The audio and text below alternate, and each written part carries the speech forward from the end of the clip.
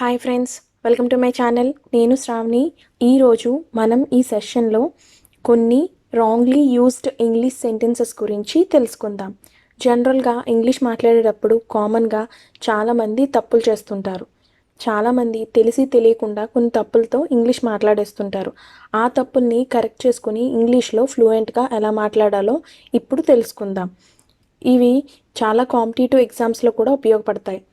So ఆ sentences ఏంటి, వాటిని ఎలా కరెక్ట్ చేయాలనేది ఈ వీడియోలో తెలుసుకుందాం.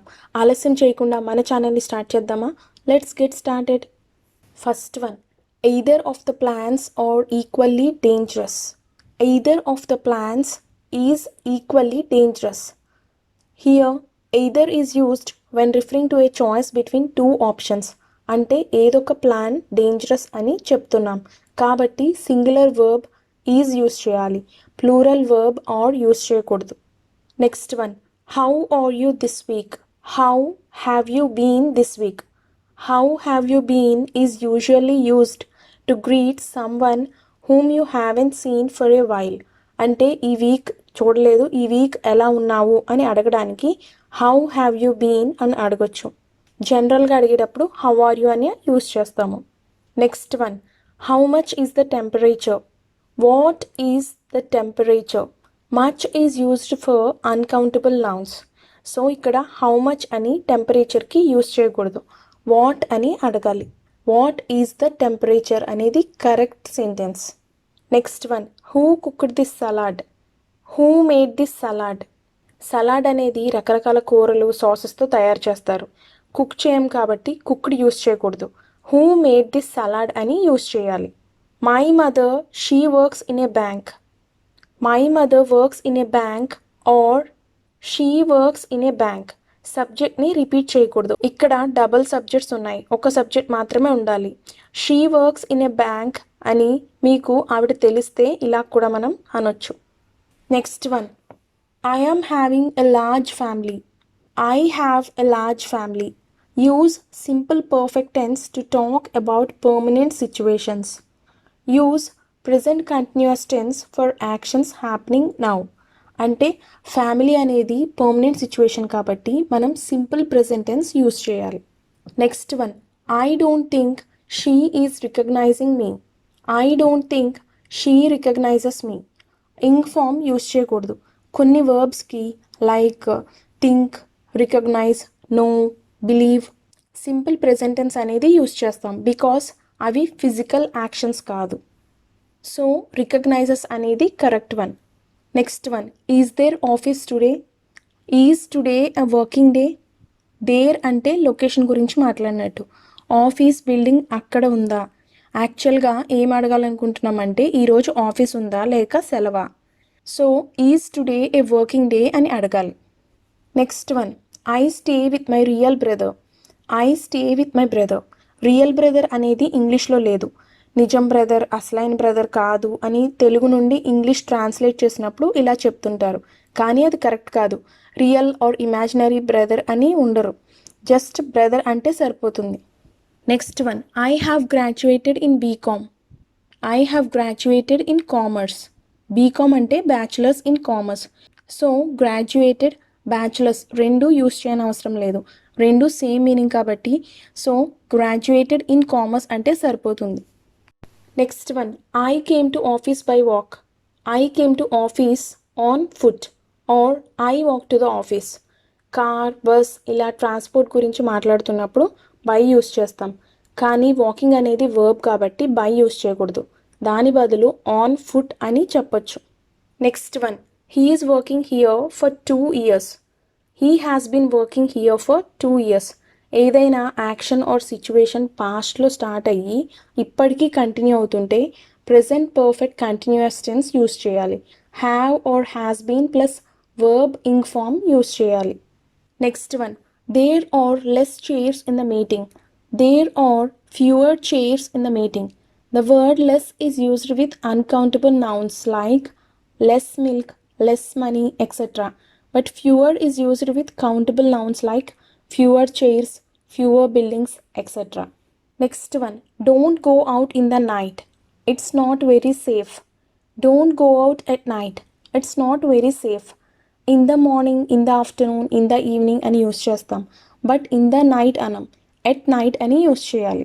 Next one, the factory has all the latest equipments. The factory has all the latest equipment. Equipment అనాలి, not equipments, because equipment is an uncountable noun. One piece of equipment, two pieces of equipment ఇలా మనం use చేయాలి. ఇది common error. Next one, I am having or holding a degree in science. I hold a degree in science or I have a degree in science. ఇక్కడ ing ఫామ్ని use చేయకూడదు. Suppose I am having an apple in my bag అంటే apple తింటున్నాను అని meaning. I have an apple అంటే పొజిషన్లో ఉంది అని అర్థం.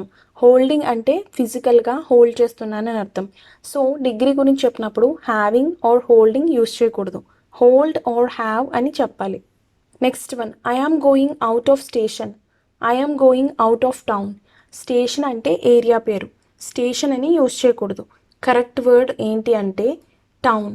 Town or city or country ఇలా ఏదైనా యూస్ చేయవచ్చు.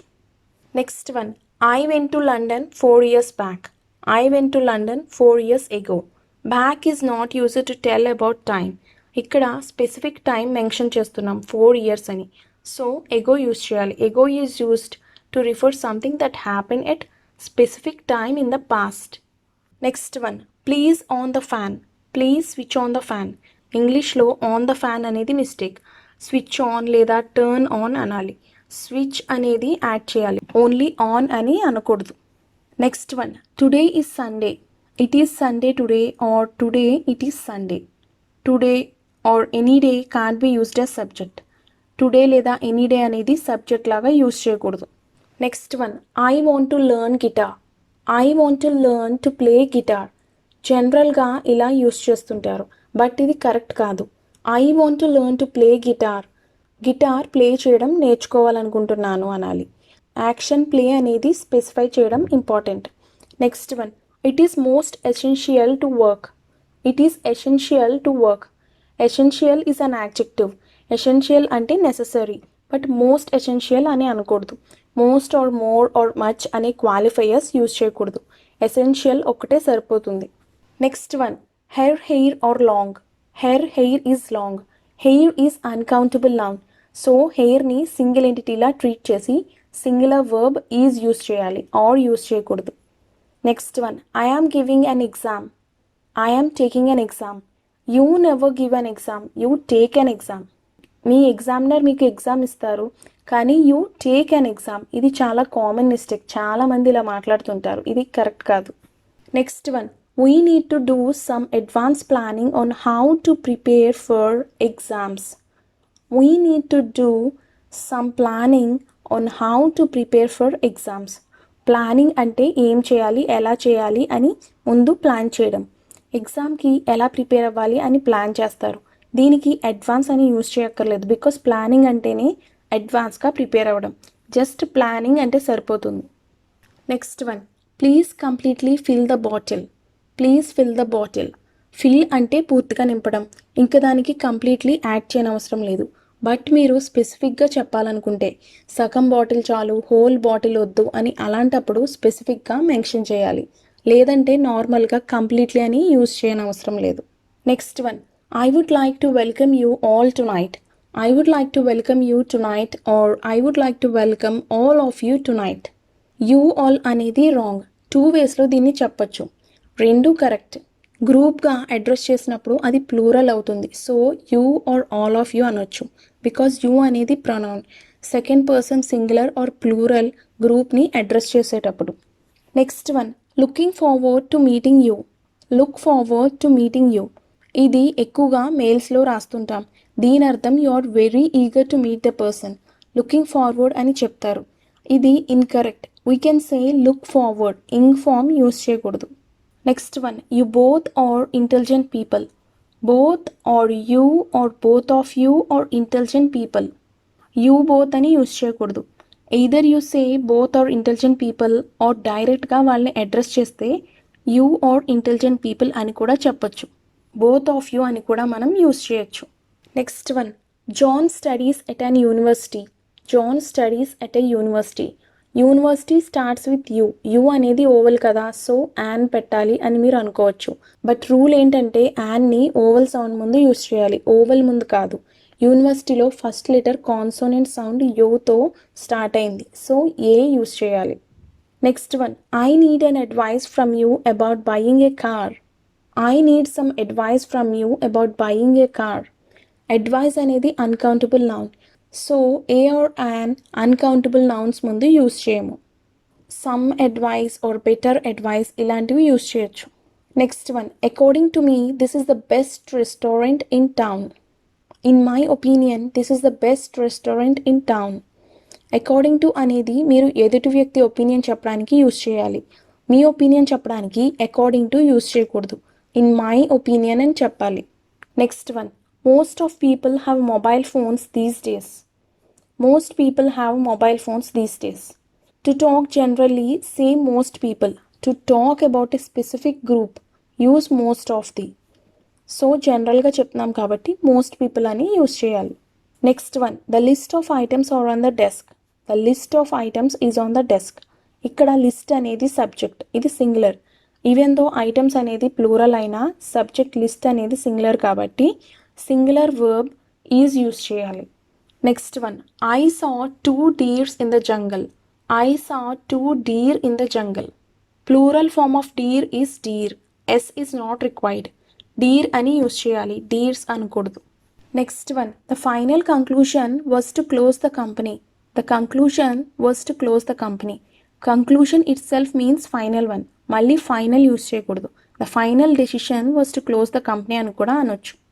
Next one, I have got many homeworks for this week. I have got a lot of homework for this week. Homework is an uncountable noun and is not used in plural. Many బదులు a lot of use చేయాలి. Homeworks అని plural form ఉండదు. Next one, he sat besides me during meeting.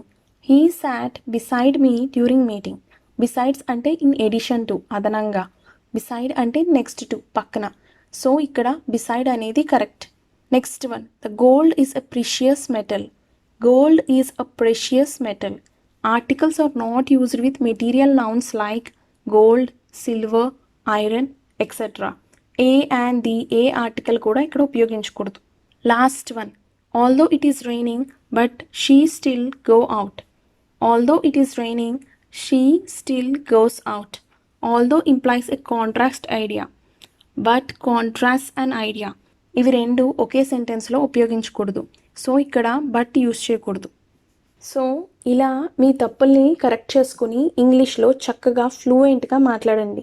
ఇదండి ఇవాళ topic. ఈ video కనుక మీకు నచ్చినట్లయితే ప్లీజ్ లైక్ చేయండి, షేర్ చేయండి, సబ్స్క్రైబ్ చేయండి, పక్కనే ఉన్న బెల్ ఐకాన్ను క్లిక్ చేయండి.